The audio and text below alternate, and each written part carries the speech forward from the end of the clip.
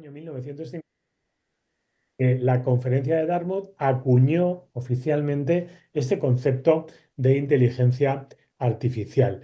¿Y por qué es importante recordar esto? Bueno, pues porque en décadas posteriores, en los años 60 y 70, es cuando ya comenzamos a tener los primeros ejemplos de inteligencia artificial aplicados a otros ámbitos muy diferentes a lo que es el nuestro, el del sector salud, pero ya se idearon sistemas para poder jugar partidas de ajedrez como se ve en la imagen.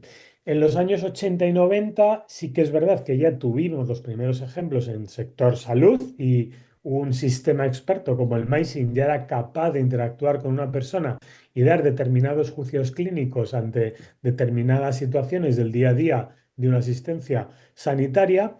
Y ya en los últimos años del siglo pasado, década de los 90, los primeros años de 2000, pues ya sí que es verdad que el aprendizaje automático o el machine learning comienza a generar los primeros ejemplos, no solo en el sector salud, sino en muchos otros ámbitos sociales o socioeconómicos. Y lógicamente, desde este ya siglo XXI y sobre todo a partir del año 2010, ya empezamos a hablar de una inteligencia artificial más moderna, porque es verdad que el análisis masivos de datos o big data en inglés es algo que forma parte, ¿no?, del día a día de nuestra sociedad. La capacidad de computación y de almacenaje se aumenta y por lo tanto eclosiona este aprendizaje automático o inteligencia artificial.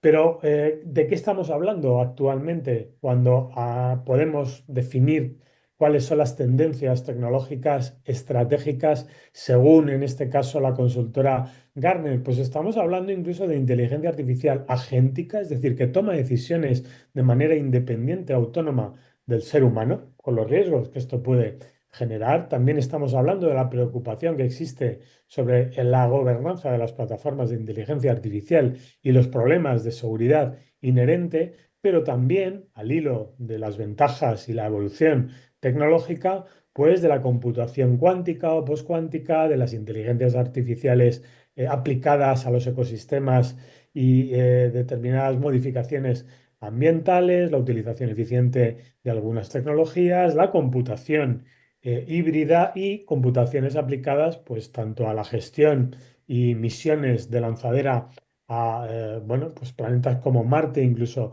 más allá, y por lo tanto también incluso de la conexión, como adelantaba antes con el concepto Internet de las cosas, la conexión adecuada entre las máquinas y las personas. Para ir avanzando sobre algunos conceptos que considero importante aclarar antes de continuar y enfocar en el sector salud, hablaremos de qué implicaciones tienen algunas variantes conceptuales de la inteligencia artificial.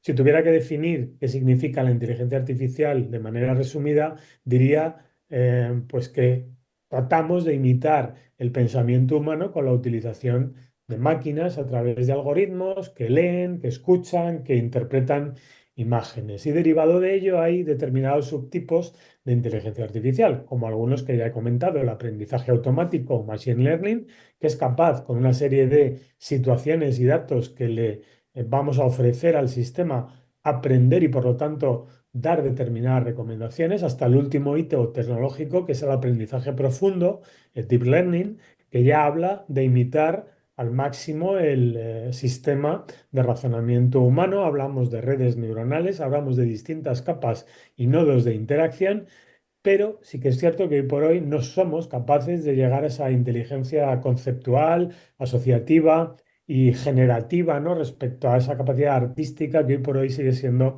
nicho inexpugnable del ser humano, aunque veremos en el futuro cómo queda esto. Y es verdad que asociado a estos subtipos, ¿no?, de inteligencia artificial hablamos del procesamiento del lenguaje natural, ya ampliamente utilizado, por ejemplo, en la interpretación y sistematización de la información de las historias clínicas electrónicas, también la aplicación de la visión por computadoras en todo lo que es el ámbito del diagnóstico por la imagen y, como adelantaba anteriormente, la creación de sistemas expertos a través de redes neuronales donde gestionamos la información y ayudamos a la mejor toma de decisiones, y aquí ya vamos teniendo muchos ejemplos en los sistemas de salud. ¿Esto qué genera? Pues lo que llamamos sistemas expertos, que no es más que programas basados en inteligencia artificial que nos ayudan, como decía anteriormente, a tomar esas decisiones. También otra variante que serían los sistemas inteligentes a los cuales les damos cierta capacidad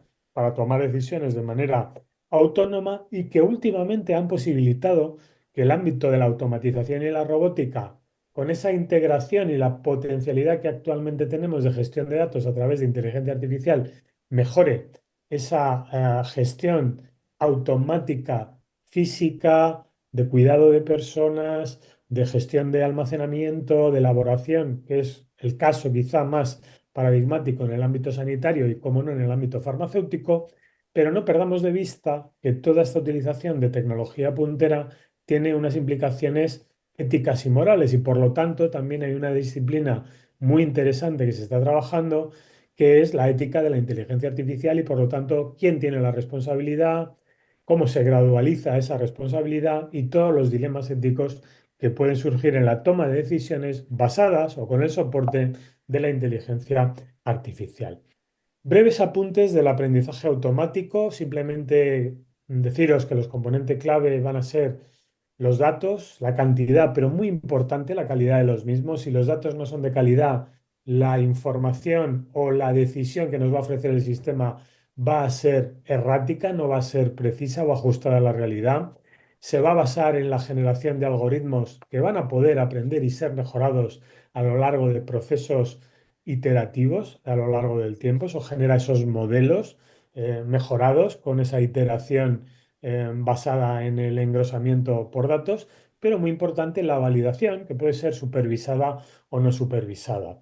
¿Qué aplicaciones tendríamos hoy en día del aprendizaje automático? Bueno, pues asistentes a través del reconocimiento de voz. Esto ya es una realidad, sobre todo en mi ámbito os podría decir que en hospitales privados esto ya se utiliza para gestionar determinadas interacciones de las personas o de los pacientes con los sistemas de salud, la visión por computadora en el ámbito del diagnóstico por imagen, pero también en la aplicación de seguridad y sistemas autónomos, sistemas de apoyo a la decisión o de recomendación, muy importante, y también el último hito, lo que llamamos el análisis del sentimiento, es decir, la inteligencia artificial, a través de una serie de preguntas, del análisis de la imagen, sería capaz de estimar cuál es el estado emocional de una persona y por lo tanto también hacer recomendaciones de salud al respecto.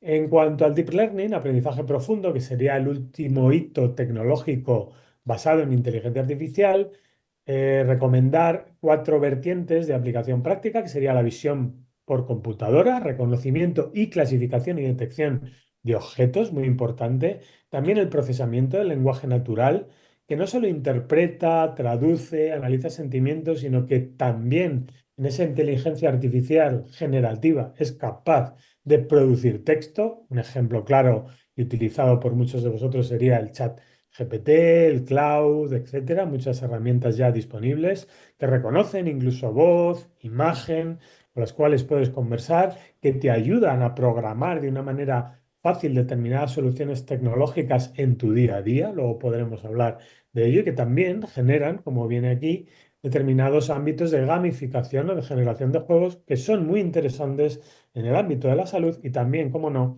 en el mundo de la farmacia hospitalaria.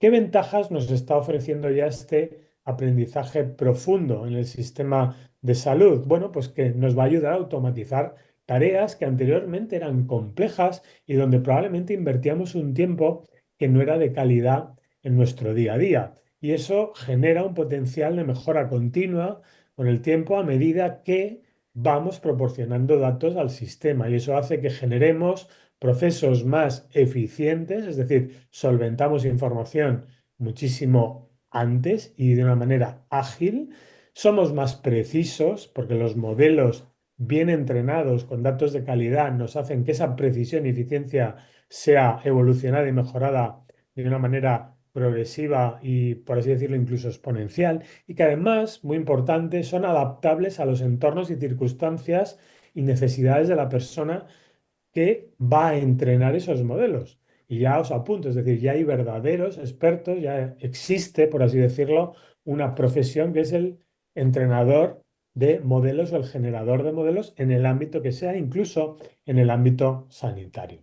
Dos apuntes del procesamiento del lenguaje natural. Simplemente entender dos funciones o dos diferenciaciones. Una de ellas, y primaria, que sería la comprensión del lenguaje, es decir, la capacidad de la máquina para analizar un texto o a la persona que habla, y esto se genera a través de la descomposición en determinadas unidades semánticas, sintácticas o lingüísticas, a través de palabras, frases y oraciones. Esto es muy útil a la hora de interpretar información natural, ¿no? En historia clínica, como os decía, pero también la conexión que tiene no solo comprender, sino generar lenguaje, es decir, la habilidad de la máquina para producir texto, para producir voz o palabra en cualquier idioma y generando, utilizando modelos lingüísticos y algoritmos que estructuran y generan frases coherentes que nos pueden ser de mucha utilidad.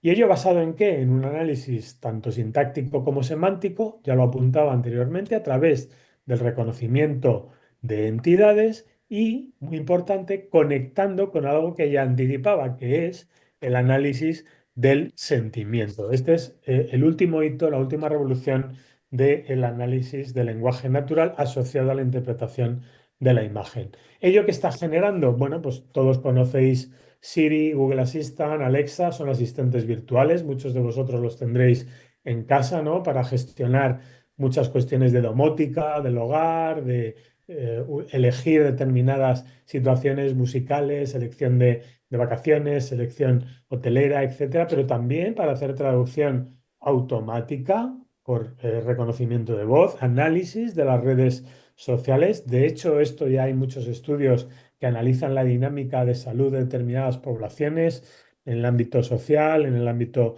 psiquiátrico, como no también el concepto que seguro os suena o utilizáis ya, seguro, de los chatbots, sistemas que interactúan con los usuarios de manera conversacional, que nos utilizan o nos pueden ser útiles o utilizarlos como prefiltros a la hora de segmentar la necesidad, estratificar la necesidad de atención sanitaria o de atención farmacéutica de nuestros pacientes y, como no, también los motores de búsqueda de información sanitaria, de recomendación para los pacientes, de soporte en la toma de decisiones para los colegas médicos, etcétera, etcétera.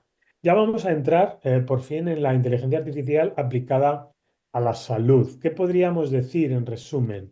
Yo creo que ya tenemos ejemplos claros de cómo la inteligencia artificial está mejorando el manejo del paciente crónico, cómo promueve y mejora el autocuidado, algo muy importante en estas sociedades avanzadas, ¿no? Que son sociedades envejecidas, con cronicidad, como decíamos, con polifarmacia, muy importante para nuestra profesión, donde también damos asistencia asincrónica, telemática, donde tenemos sistemas basados en inteligencia artificial en la ayuda de esa toma de decisiones, que también aplica al diagnóstico de nuestros compañeros médicos, pero que también facilita el triaje, por ejemplo, en un servicio de urgencias con nuestras compañeras de enfermería y también donde nosotros, en una consulta de atención farmacéutica clínica, podríamos utilizar, como decía anteriormente, para hacer una segmentación o estratificación del riesgo de no adherencia, de necesidad de cuidados de nuestros pacientes. Pero fijaros, esto es un estudio que se utilizó en determinados países del ámbito europeo, como veis en el pie de la imagen, datos obtenidos de Francia, Alemania, Hungría, Italia, Portugal, Suecia y Reino Unido, y veis que en este punto se ve la profesión farmacéutica. ¿Esto qué indica?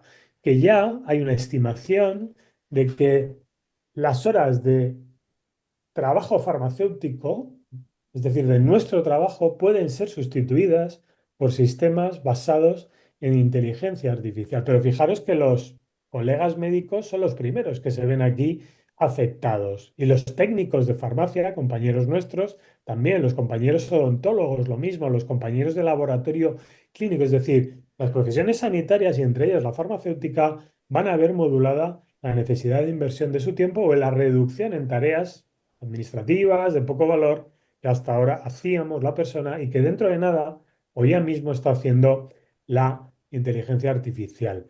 También esto que implican respecto a la toma de decisiones. Bueno, pues la toma de decisiones se va a ver afectada en distintos dominios o dimensiones, que es lo que también se analizó en esta encuesta en determinados países europeos. Como veis, el primer eh, evento, ¿no? O situación donde se va a ver afectada es cualquier decisión clínica del ámbito asistencial. Pero es que las decisiones de autocuidado, de prevención, de triaje, de valoración de un paciente tras el alta hospitalaria, de la monitorización, de la telemetría, de la educación, se va a ver afectada por la utilización de estos sistemas expertos. Y es que ya tenemos varios ejemplos. Antes veíamos la imagen sin ningún ejemplo concreto de utilización tecnológica, pero en las dimensiones que comenté hace unos segundos, vemos ya en esta imagen cómo existen ya sistemas expertos, software específico que nos ayuda a gestionar al paciente crónico, a la prestación de servicio farmacéutico, al triaje, al diagnóstico, etcétera, etcétera. Y ya vamos a aterrizar por fin cuál es el impacto o cuál es el futuro real de la transformación de la farmacia hospitalaria basándonos en la inteligencia artificial. Aquí quería comentar con vosotros o compartiros un pequeño resumen de una publicación, de una revisión que tuve el placer de desarrollar junto a mis compañeros y amigos Yarez y Alfredo Montero, que publicamos en la revista Farmacia Hospitalaria, que es el órgano de expresión de la Sociedad Española de Farmacia Hospitalaria, y que simplemente nos planteamos hacer una especie de revisión narrativa de la literatura y vislumbrar el futuro más inmediato de cómo puede impactar esta tecnología en la práctica farmacéutica dentro del sector de hospital. Nosotros hablábamos de un concepto que es el de la farmacia hospitalaria, con ese final, ¿no?, en inteligencia artificial, y cómo tanto en la atención farmacéutica presencial como en la no presencial, en los procesos clásicos de gestión, logística, distribución de medicamentos, en la educación, la formación de nuestros pacientes, en la colaboración de esta educación también de la correcta utilización de medicación por parte de otros colegas sanitarios. Y cómo no, en la investigación, en la innovación, la inteligencia artificial nos va a poder ayudar, pero nos va a hacer, primero, que seamos conscientes de cómo va a poder impactar. Segundo, que estemos preparados y formados para la integración más correcta de esta utilidad tecnológica.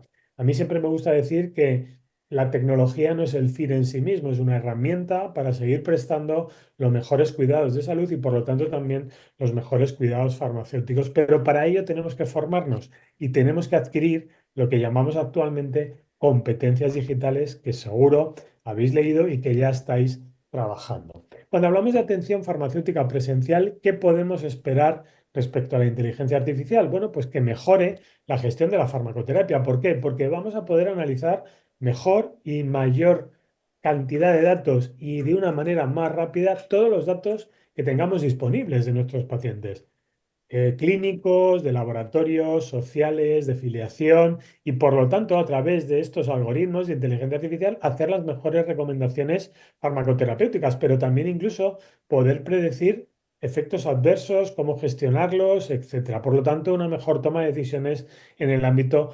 farmacoterapéutico. Pero es que esto nos aproxima a un paradigma que es el de la medicina de precisión o medicina personalizada de precisión. Es decir, que incluso si sumamos los datos del perfil genético de la persona, es decir, todo lo que es genómica, transcriptómica, proteómica, metabolómica, seremos capaces también de identificar, de controlar determinados biomarcadores, de saber cuáles son las subpoblaciones que de manera preventiva, prescriptiva, responden mejor o peor a los tratamientos. Y el objetivo al final es desarrollar a través de esta tecnología el mejor plan terapéutico, el más preciso y el más adecuado a la persona en cuestión.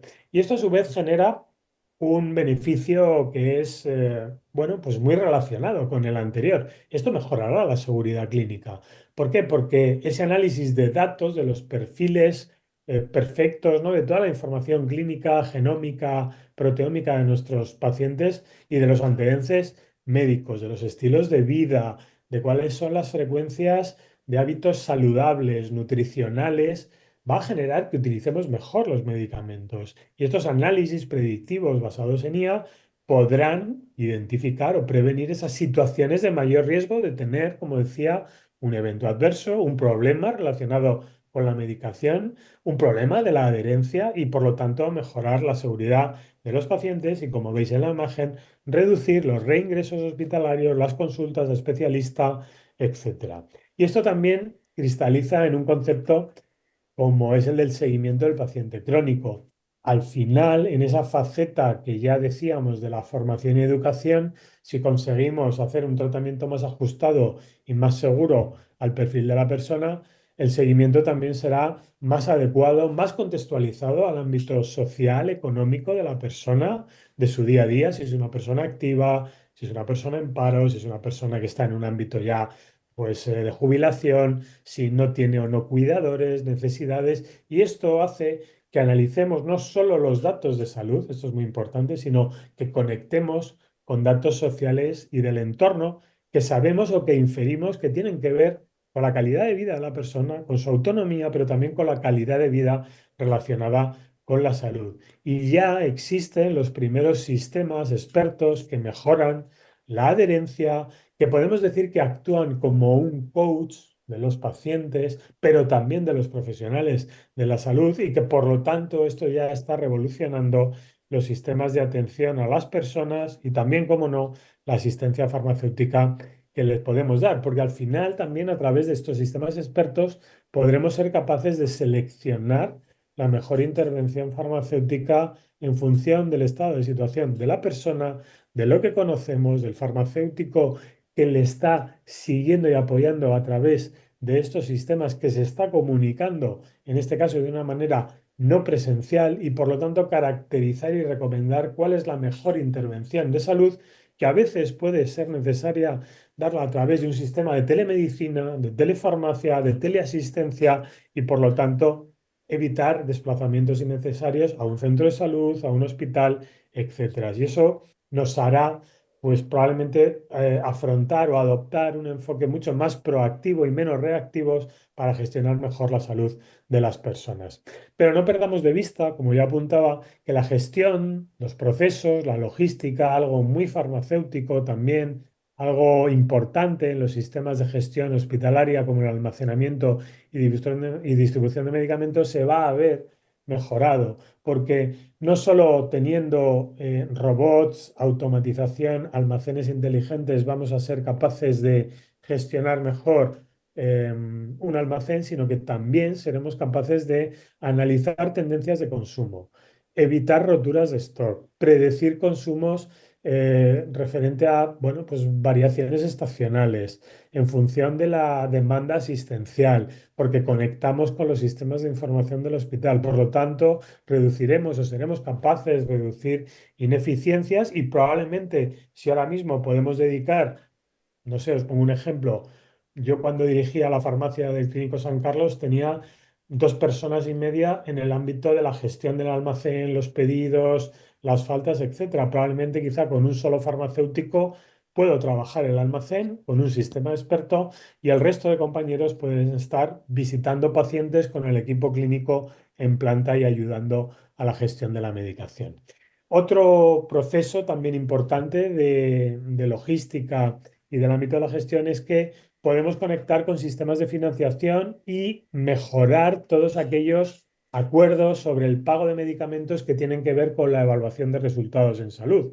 Es decir, si somos capaces de recoger la información de éxito terapéutico o no de nuestros pacientes, también generaremos algoritmos que nos ayuden a poder conciliar sistemas de pago por valor, pay por performance, pay por value, que son sistemas que ahora mismo están implementándose y siendo, ¿no?, una punta de lanza en la innovación respecto a qué pagamos o cómo pagamos por un medicamento. Es decir, pasar del pago de una caja de cápsulas o de viales por un efecto esperado en salud en un paciente en función de la información de ensayo clínico.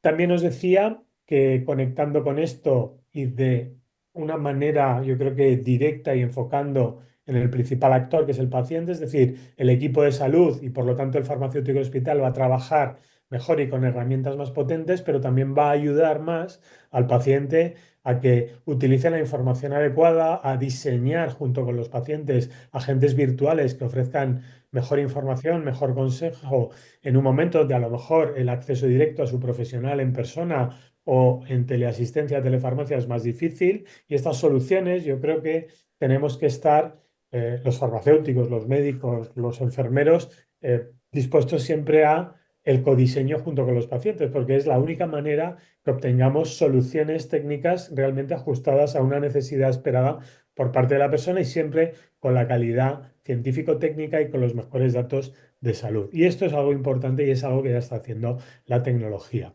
Y como os decía, el profesional de la salud se tiene que poner las pilas, se tiene que formar, tiene que desarrollar y generar competencias digitales, porque al final esto es una manera de poder mejorar. No significa que sea la única forma de avance de nuestra profesión, pero probablemente el principal reto que tenemos hoy en día es la utilización adecuada de la tecnología y ver en ella un aliado y encontrar una reorientación en un tiempo de calidad, persona a persona, que hoy por hoy seguirá siendo la marca de diferencia de la utilidad esperada por la población, por la sociedad y, por supuesto, por los pacientes. Y ahí queremos también que la farmacia y la farmacia de hospital, por supuesto, esté lo mejor situada posible. Y llegando un poco a la parte final, deciros que la investigación es algo importante. Ya tenemos los primeros ejemplos de cómo los ensayos clínicos se diseñan de una manera más adecuada, se recoge la información de una manera más eficiente y adecuada a través del uso de la inteligencia artificial, identificando patrones de respuesta, generando hipótesis razonables ante un resultado inesperado, facilitando también el reclutamiento de pacientes y, en definitiva, agilizando los procesos de los ensayos clínicos, que como sabéis son costosos. La industria farmacéutica invierte mucho en la generación, diseño, recogida de datos y los pagos asociados a esa investigación en medicamento, pero también facilitará, como os decía, el análisis de resultados y sobre todo reducir algo que hoy en día es uno de los principales problemas que tenemos, es decir, ese gap entre eficacia, es decir, situación de resultado clínico en el ámbito ideal del ensayo, y efectividad, es decir, la utilización y efecto esperado en dato real, el real world evidence, el real world data, que también es otra manera de ejemplificar o hablarlo en lenguaje anglosajón. Pero también no olvidemos que la farmacovigilancia, la seguridad clínica, también genera nuevas preguntas de investigación y nuevas respuestas. Por ejemplo, aquí veis cómo el deep learning puede ser muy útil para predecir o prevenir efectos adversos, interacciones, nuevos fenotipos o biomarcadores de respuesta y también algo que ha venido siendo bueno, pues de vez en cuando, no siempre la norma, pero de vez en cuando un efecto colateral de un medicamento nos daba una pista de un nuevo mecanismo de acción o de una nueva indicación, pues a través de estos sistemas probablemente podamos predecirlo de una manera más rápida, porque el análisis genético, la búsqueda de esas interacciones fármaco, estructura proteica, fármaco receptor, nuevos mecanismos de acción moleculares, de ADN, de ARN, va a ser más fácil obtenerlo a través de esta tecnología. Ya en la recta final de esta sesión, y como tengo poco tiempo, que hemos empezado un poquito más tarde, quería compartir con vosotros algunos casos de uso ya publicados en literatura científica de utilización de inteligencia artificial en farmacia hospitalaria. Por ejemplo, aquí os pongo un paper que los compañeros de China durante la pandemia ya vislumbraron y diseñaron una farmacia de hospital basada en servicios farmacéuticos con inteligencia artificial y a través de la web. ¿Y qué hicieron? Bueno, pues lógicamente cuando nos tuvimos que bueno, pues movilizar y trabajar de una manera muy distinta, estos compañeros utilizaron bueno, pues la generación de un chatbot virtual para facilitar la consulta de los colegas médicos respecto a cuál era la disponibilidad de tratamientos en aquel momento. También se hacía un análisis de la prescripción respecto a la adecuación de esa prescripción en los pacientes afectos por COVID-19 y también facilitaron un sistema de toma de decisiones clínicas basado en inteligencia artificial y que en aquel momento pues, les sirvió para mejorar la atención farmacéutica y la mejor provisión de medicamentos a los pacientes. Otro ejemplo comunicado por los colegas de Norteamérica. Bueno, pues aquí tenéis un ejemplo de cómo sistemas expertos basados en inteligencia artificial pueden ser útiles para generar llamadas de atención o alertas en la pérdida de medicación, en la sustracción de medicación cuando se distribuyen medicamentos por un hospital. Y bueno, pues a través del uso de los tiempos de llegada, la cantidad de llegadas, si se registraba o no, la administración podían detectar y generar sospechas de utilización inadecuada o no de medicamentos en determinadas unidades clínicas. Pero es que también hay muchos ejemplos basados en ámbitos más clínico-asistenciales, sistemas expertos y sistemas de Machine Learning que nos avisan de cuál es el riesgo de que se produzca un error de medicación en un ámbito muy complicado, como es el cuidado intensivo de un paciente en edad neonatal, neonatos complicados, de bajo peso, pretérmino o no a término y que por lo tanto son pacientes de alto riesgo. Pues con estos sistemas expertos lograron predecir cómo al final el número de fármacos utilizados por el paciente neonato, la tipología de los mismos, sobre todo si tenía determinados antiinfecciosos, si tenía algún problema del sistema nervioso central, cuál era el Apgar que tenían los pacientes, eran las principales variables predictivas de tener un evento no halagüeño asociado a un uso inadecuado de la medicación. Y esto estaba basado en inteligencia artificial. Pero es que también la inteligencia artificial, como se puso de manifiesto en este artículo publicado en Nature Medicine, también valora o ayuda a valorar, mejor dicho, si la autoadministración de los medicamentos es adecuada o no en nuestros pacientes. Y esto es algo muy, muy útil. Pero es que fijaros, ya también hay sistemas que evalúan o han comparado cuál es la performance o el rendimiento que tiene una recomendación clínica basada en un contexto de utilización de ChatGPT, un sistema de inteligencia artificial generativo, comparado con lo que ha decidido un equipo farmacéutico clínico. Fijaros cómo se ve en estas barras, resultado de este estudio, que hay algunas diferencias respecto a cuán diferente es la recomendación del farmacéutico clínico persona en algunas situaciones, revisión de la prescripción, recomendaciones de utilización, reconocimiento de efectos adversos, pero fijaros, en la parte izquierda, el Drug Counseling, la recomendación de los tratamientos como tal, dosis, posología, es prácticamente parecida o muy ajustada. Y probablemente en los próximos años esos gaps que vemos entre lo que recomienda ChatGPT y el farmacéutico clínico pueda haberse reducido. O no, pero iremos viendo y analizando en el futuro. Y ya para terminar, también deciros que hay casos, ¿no?, de utilización de algoritmos basados en Machine Learning donde mejoramos la predicción y la recomendación en las dosis de los niveles de tacrolimus, que como sabéis es un fármaco con un intervalo terapéutico estrecho y sobre todo en el síndrome nefrótico en paciente pediátrico. Pues bien, ya se ha demostrado también cómo los sistemas expertos ayudan a recomendar de una manera más precisa, más adecuada a la persona la dosis de tacrolimus en función de determinados parámetros clínicos de la persona. Y finalmente, como conclusión, y después de haberos hablado un poco de cómo la transformación digital, cómo la inteligencia artificial, cómo ya vamos teniendo ejemplos de la ayuda de esta tecnología en el ámbito de la farmacia hospitalaria, ¿qué recomendaciones o qué conclusiones podemos obtener? Bueno, yo creo que esta es la principal pregunta que todos nos tenemos que hacer hoy en día. Es decir, ¿estamos preparados como colectivo para trabajar con la inteligencia artificial?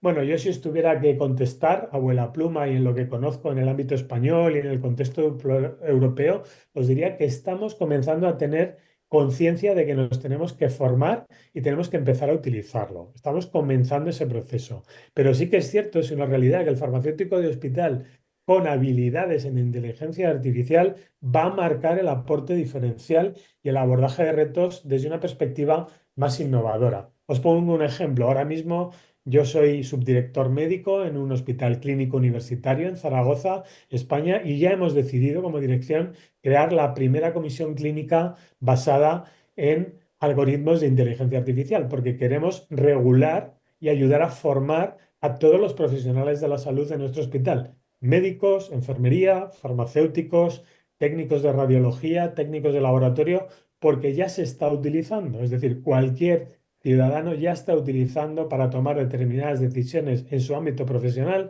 muchos agentes conversacionales. ¿Y esto qué implica? Bueno, pues que tendremos que identificar en cada profesión sanitaria cuáles son los retos, dónde puede ser más útil o más fácil comenzar la aplicación de la inteligencia artificial ante un problema clínico, asistencial, logístico, de operaciones.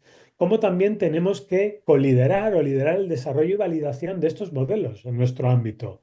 A mí no me gustaría que venga, pues no sé, por deciros, el dueño de Tesla o el dueño de Amazon a venderme directamente la utilidad tecnológica. Me gustaría ser copartícipe de una solución que mi jefe, que mi director del hospital, que mi director, que mi ministro de salud del país pueda llegar a organizar y a gestionar, ¿no? Y que por lo tanto tengamos esa parte de co-creación, como os decía anteriormente. Y eso pasa por ser parte activa de los equipos de investigación y que comencemos a trabajar también en equipo con otros profesionales que hasta ahora no estábamos tan acostumbrados. Probablemente sí que es verdad que los informáticos siempre nos han ayudado, ¿no? Desde hace mucho tiempo a los farmacéuticos de hospital, pero es que ya hay que trabajar con genetistas, con bioinformáticos, con otros profesionales que ahora mismo probablemente no están en plantillas de un hospital, pero que probablemente dentro de unos años formen parte de los equipos de salud. Y eso genera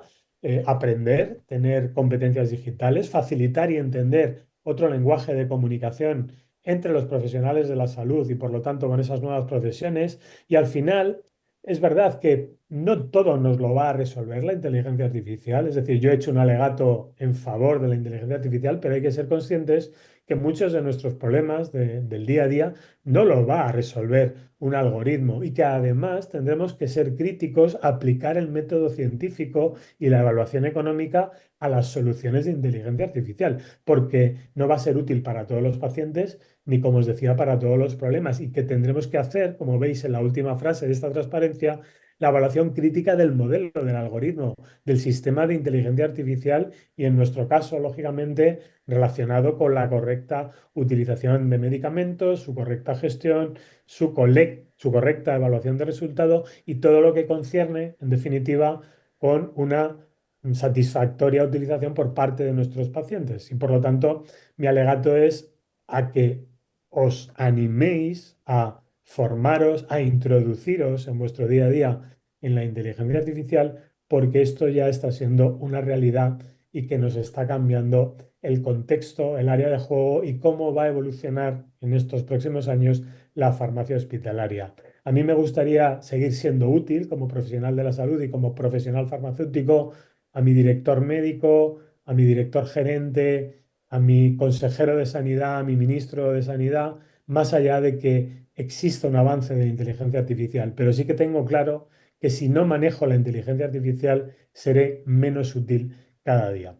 Por mi parte, es lo que os quería transmitir. Ha sido un placer. Disculpad un poco la velocidad, pero bueno, como hemos empezado un poco tarde y no quiero generar retrasos, pues lo he hecho lo mejor que he podido en el tiempo más adecuado. Un placer y ahora abierto a todas vuestras preguntas.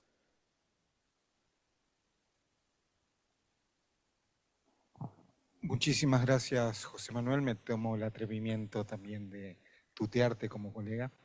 Eh, Me gustaría saber si alguien del auditorio o si tenemos alguna pregunta a través del Zoom. No hay nada por ahora. Yo tengo una serie de pequeñas observaciones, digamos. Una, digamos, me resultó muy desafiante esto del mundo líquido. Es un mundo líquido y volátil, efímero. Digamos, una de las cosas que me gustaría saber tu opinión es en relación eh, digamos, hay muchas cosas que son tendencias y también son tendencias en las publicaciones y crean tendencia en el estilo de las publicaciones y crean tendencia en el estilo de lo que uno va a mirar y crean tendencia en el estilo de lo que uno va a buscar como bibliografía, como fuente de información. Entonces, hay, desde un punto de vista generacional, qué sé yo, a mí me da un poquitito de miedo. eh, Tú tienes más de 20 años menos que yo. Este asunto de, digamos, de quedar presos también de las tendencias, ¿no? En casi todo, digamos, que hace falta un repaso de pensamiento lateral, que me parece que por el momento es difícil concebirlo por la inteligencia artificial, que merecería un repaso, digamos. La verdad que la reflexión que haces la comparto y simplemente matizar dos cuestiones o profundizar más bien. Sí que es verdad que en este mundo líquido rápido, donde las tendencias aparecen y desaparecen de una manera totalmente intensa, tenemos que generar esa flexibilidad mental que hasta ahora no teníamos de cómo aprendemos y desaprendemos. Creo que esto también es un reto no solo para los profesionales de la salud y para nosotros farmacéuticos profesionales, por lo tanto, me da igual del ámbito de hospital como del ámbito de comunitaria, de atención primaria. Yo creo que ese es el principal reto. Yo creo que es realmente el toque de atención que nos tiene que hacer movernos en ese sentido. Es decir, lo que hoy es útil, dentro de 4 meses deja de serlo. Por ejemplo, yo os hablaba de ChatGPT, pero os podría decir muchas otras ejemplificaciones. ChatGPT cada mes plantea un nuevo sistema de decisión que mejora el anterior. Esto es un ejemplo de cómo avanza la tecnología. Y lo que tiene que hacernos mover es que nosotros tenemos que saber dejar de hacer tareas que hasta ahora eran ineludibles, que hasta ahora eran como el core de nuestra profesión, y tenemos que reinterpretarlas y dirigirnos a otros lugares de acción. Porque también, yo no sé, en Argentina, pero os cuento un ejemplo. En España llevamos una década donde tenemos muchos grados de bioingenieros del sistema de salud, biomédicos, es decir, no son médicos, no son farmacéuticos, son profesiones híbridas, son en parte ingenieros, pero conocen, es decir, se están generando cuerpos de doctrina, incluso en el ámbito universitario, que ponen también en tela de juicio lo que hasta ahora puede o era evidente que podía y debía hacer un farmacéutico. No vinculo únicamente con la parte de la inteligencia artificial y transformación digital, es decir, estamos asistiendo a un cambio global que cada vez es más rápido de contexto, de ecosistema, donde la tecnología es un motor, pero hay otro motor que impacta, es decir, cómo la inteligencia artificial impacta en la sociedad, es una realidad. Hemos visto cómo en 10 años nuestro día a día como personas, como ciudadanos, ha cambiado. Gestionamos muchas cosas de una manera totalmente diferente, más ágil, más directa, a través simplemente de un teléfono móvil. Esto un paciente con su salud lo va a hacer. Yo recuerdo hace unos años en un congreso de la American Society of Health System Pharmacy, que estuve, os hablo hace 8 años por lo menos, es decir, no hace nada. Un compañero de la Columbia Británica, un canadiense, nos decía, ¿qué vamos a hacer los farmacéuticos clínicos cuando una persona tenga un altavoz inteligente, un Alexa en casa? Es que tú ya le puedes preguntar a Alexa, oye, me estoy tomando tal tratamiento, ¿cómo lo hago? Con o sin alimentos, por la mañana, por la noche, cada cuánto, cuál es la dosis. ¿Qué voy a hacer yo como farmacéutico de hospital? ¿Cuál es mi rol ante este contexto donde la tecnología puede hacer parte de lo que yo hago? Yo os he mostrado un ejemplo de diferencias reales en resultados respecto a la recomendación de un farmacéutico persona, un farmacéutico clínico, respecto a ChatGPT, pero es que esto irá mejorando. ¿Dónde me voy a posicionar? Tendremos que aprender también a trabajar algo que probablemente a mí no me enseñaron. Yo no vi pacientes hasta que no llegué a un hospital a formarme como farmacéutico interno residente. Probablemente también la educación del grado, de las licenciaturas antiguas que llamábamos aquí en España, pues se tenga que cambiar. Nos tengan que formar de otra manera, dar otras prácticas, otras asignaturas, otras doctrinas, no solo tecnológicas, también más humanistas. No perdernos en la tecnificación o lo que llamamos la fascinación tecnológica. Afortunadamente, el ser humano va a seguir siendo el que pueda ponerte la mano en el hombro, mirarte a los ojos, acompañarte, poder empatizar, aunque también la tecnología es posible que se acerque. Por lo tanto, aquí estamos ante un dilema que es ético. Hay una facción que es muy tremendista. Seguro que conocéis los libros de un filólogo israelí, Yuval Noah Harari, que ha escrito pues, Homo Deus, Sapiens, 21 recomendaciones para el siglo XXI. Bueno, él dice que la tecnología va a hacer que haya hombres de primera, de segunda y de tercera categoría. Quien utilice adecuadamente la tecnología, tenga esas posibilidades a su mano, va a generar una estirpe de respecto a los que no lo sepan manejar o no tengan capacidad económica de adquirirlo. Bueno, puede ser un relato. También él habla que las máquinas generarán los relatos que nos han hecho mejorar como sociedad. Es decir, hace 5.000 años estábamos probablemente en los bosques con herramientas rudimentarias, etcétera, y ahora estamos hablando de inteligencia artificial que ya cuenta historias o que puede crear una novela, ¿no? Bueno, mejor o peor que nuestro querido y difunto Vargas Llosa, por ejemplo, ¿no? Pues no sé, pero eso es una realidad. Entonces, la idea es cómo poder llegar a ese equilibrio perfecto de la utilización correcta de la tecnología, que el diseño sea para una utilidad controlada y meramente enfocada al beneficio de la persona, que no permitamos perder el control, no solo en el contexto, como yo he mencionado, belicista, sino en este caso de toma de decisiones de la gestión de la salud de las personas y sobre todo no perdiendo de vista que es una herramienta, debe ser una herramienta, pero que si la utilizamos correctamente nos vamos a beneficiar todos, los farmacéuticos en el equipo de salud, en un hospital, fuera del hospital, pero también los pacientes. Buenísimo. Hay alguna serie de preguntas en el chat que yo soy muy malo tecnológico. Yo soy uno de los que va a estar afuera de todo, claramente, ¿sí? Eh, había uno o dos de Leila Pastur, Antonella Milano, a ver cuál de ellos, no sé si los puedes ver, a ver si los quieres tomar. A ver, yo los puedo abrir porque creo que lo tengo aquí en el canal, ¿verdad? Sí, en el Sí. chat de la reunión. Vale, lo leo yo directamente, ¿eh? Lo puedo ver. A ver, buenas explicación.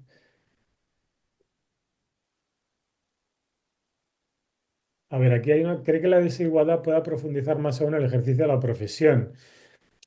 Es un poco lo que acabo de decir. Creo que esta desigualdad es un riesgo que corremos en la sociedad, pero también en nuestra profesión, en cualquier profesión sanitaria y no sanitaria. Por ejemplo, esto afecta, os pongo otro ejemplo del ámbito de hospital. Pues hasta hace 2 días los administrativos de un servicio clínico eran los que tecleaban en la historia los informes de alta de un paciente, ¿no? Porque un médico con un dictáfono grababa lo que quería que pusieran en vez de escribirlo él y era un administrativo. Es que eso ya un agente de voz lo traduce en texto y lo mejora. Esto es así. Pero es que ya también un médico que se puede utilizar ChatGPT o Cloud o cualquier otro, o DeepSeek, que es asiática o china, ya puede generar de una manera más ágil y rápida una prescripción. O sea, puede saber perfectamente cuál es el antibiótico de elección, la dosis en función del paciente, de los datos clínicos. Claro, le va a hacer un médico más ágil, más rápido que no un médico que a lo mejor no tenga la no la capacidad, porque es fácil, pero sí el interés de decir, bueno, voy a complementar lo que yo sé con lo que me dice el asistente. Porque el asistente en 2 segundos te ha hecho una propuesta. Claro, tú tienes que tener un criterio. A ver, los asistentes hoy por hoy tienen un fallo, es decir, si no acceden al dato correcto, porque a veces no pueden acceder a todos los datos porque no todos los datos están disponibles o no son de calidad, te puede ofrecer un resultado no ajustado a la realidad. ¿Por qué? Porque ellos están pensados. Esto hay un editorial muy interesante de leer del CEO de Telefónica, de la empresa de telecomunicaciones española, que es Chema Alonso. Y Chema Alonso lo que dice es que están preparados para contestar. Es decir, entonces te van a contestar sí o sí, pero cuidado porque a veces, como su misión es contestar, lo que te contestan no necesariamente es Lo que lo necesito. adecuado o lo ajustado o lo que tú necesitabas. Pero también sabemos que esto ya es un arte, es decir, lo mismo que os decía, que hay entrenadores de algoritmos, hay entrenadores o generadores de lo que con ChatGPT llamamos el prompt, es decir, la interacción, lo que tú le pides al sistema. Entonces ya hay técnicas para hacer un prompt adecuado. El prompt tiene que ser directo, tiene que retar, le tiene que reconducir, tiene que ser iterativo, porque así sabemos que lo que te vaya a ofrecer, lo que te va a recomendar es mejor. Pero contestando a la pregunta, yo creo que correctamente utilizado va a ayudar, si todos tenemos las mínimas nociones, puede generar un sistema de igualdad, de acceso de resultado, pero quien no lo sepa o no lo quiera utilizar va a ser un poquito menos profesional. Yo estoy convencido. Bueno, Sí. tenemos una pregunta acá en el auditorio.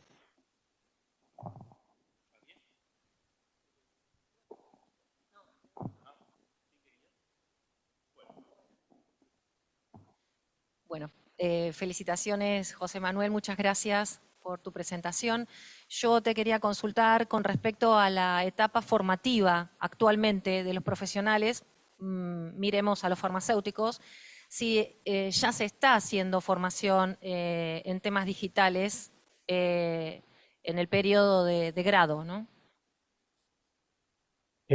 Hasta donde yo sé, en el ámbito de las facultades de farmacia de España no existe una asignatura que tenga que ver con una farmacia digital, con competencias digitales en exclusiva.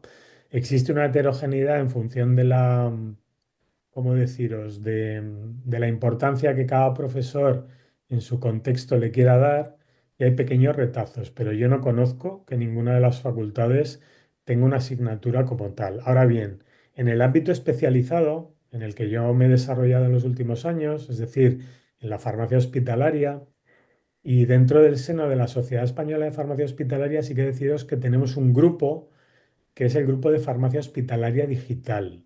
Entonces, este grupo sí que se encarga de promover jornadas, cursos, hacer proyectos de investigación. Hicimos incluso, montamos una app para la gestión de la farmacoterapia en pacientes con mieloma, que bueno, no salió bien, pero bueno, lo intentamos. Es decir, también nos dimos cuenta que a lo mejor para el paciente con mieloma, que es un paciente, pues, la gran mayoría de casos, ¿no?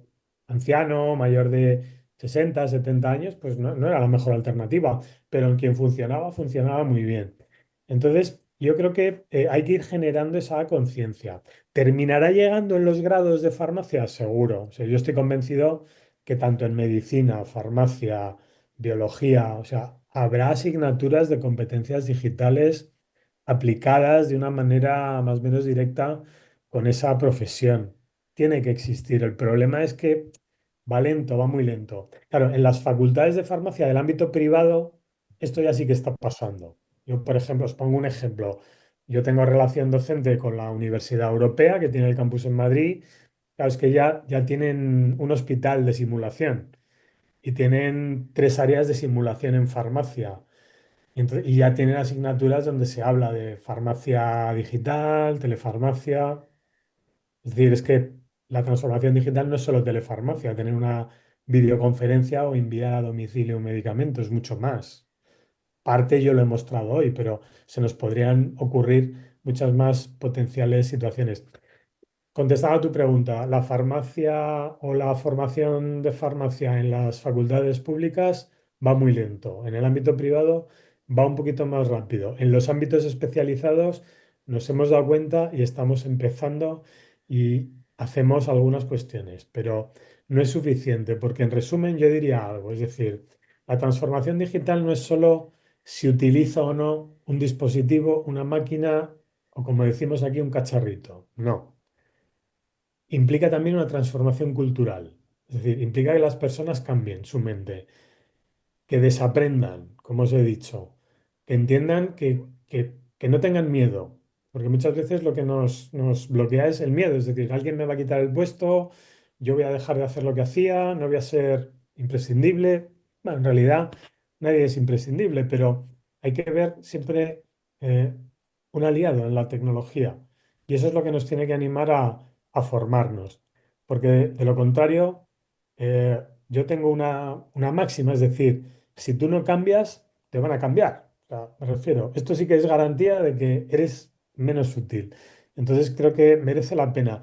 Ahora bien, no significa que nosotros tengamos que ser los expertos, es decir, para eso hay informáticos, ingenieros, bioinformáticos, pero tenemos que usarlo, tenemos que comprender cómo funciona, tenemos que entenderlo, tenemos que maximizar el uso, pero no se trata de, oye, habrá un farmacéutico que será a la vez ingeniero y sepa programar o no, pero mira, yo os pongo un ejemplo. En España tenemos un directivo de Microsoft, de la multinacional, que a mí me encanta. Es un gran orador, una persona muy inteligente y se llama Julián Isla, por si queréis localizarlo en una búsqueda en Google. Julián, que tiene un hijo que tiene una enfermedad rara, se metió hace ya años en el mundo sanitario y nos da muchas lecciones de cómo funciona la inteligencia, cómo nos puede ayudar la inteligencia artificial, cómo nos va a cambiar el mundo a los médicos, a los farmacéuticos, etcétera. Pero él dice, mira, yo si me preguntaran hace 15 años, eh, cómo se iba a escribir el código, cómo se programa, cómo se genera el código de las aplicaciones de sistemas inteligentes, no me podría imaginar que el 80% del código que se genera hoy en día lo hace la inteligencia artificial. No somos las personas. Los códigos de programación para aplicaciones no los genera, en su gran mayoría, una persona experta en código informático, lo genera la inteligencia artificial. Fijaros que incluso para el experto en esto, la inteligencia artificial ya le ha comido un campo importante. Imaginaros también lo que puede hacer en nuestro sector. Simplemente, bueno, comentároslo como anécdota para que veáis que es que está cambiando y revolucionando todo. Entonces, creo que tenemos que comprender, tenemos que formarnos, tenemos que tener en cuenta que esto puede ser útil y verlo desde esa perspectiva. No vale ponerse una venda en los ojos, no vale decir esto no va conmigo, porque tarde o temprano nos va a terminar afectando. Por lo tanto, yo como os decía, mi tesis es que va a ser una de las palancas de cambio de nuestra profesión y por lo tanto un aliado si lo utilizamos bien. Bueno, José Manuel, te agradecemos mucho. Realmente tu charla resultó muy desafiante y tenemos un montón más de preguntas, pero nos toca atender ahora a los otros participantes Por del evento. supuesto. Te Pues agradecemos. nada, un placer haber estado, aunque fuera en remoto, con vosotros. Agradecer también, que no lo dije anteriormente, a Eugenia, que fue quien, a María Eugenia, ¿no? Oliveira, que me contactó para poder estar también con vosotros y creo que no podía por temas personales acompañaros. Y nada, tenéis mis datos al final de la presentación, mi teléfono, mi mail. Si queréis cualquier pregunta, duda, que sigamos conversando. Será un placer y estoy a vuestra disposición y que sigáis disfrutando de la excelente jornada que tenéis por delante. Bueno, de vuelta, muchísimas gracias, sobre todo por la hora que se debe haber hecho para tu mundo real. Buenas noches desde España. Un abrazo. Hasta luego. Adiós, adiós.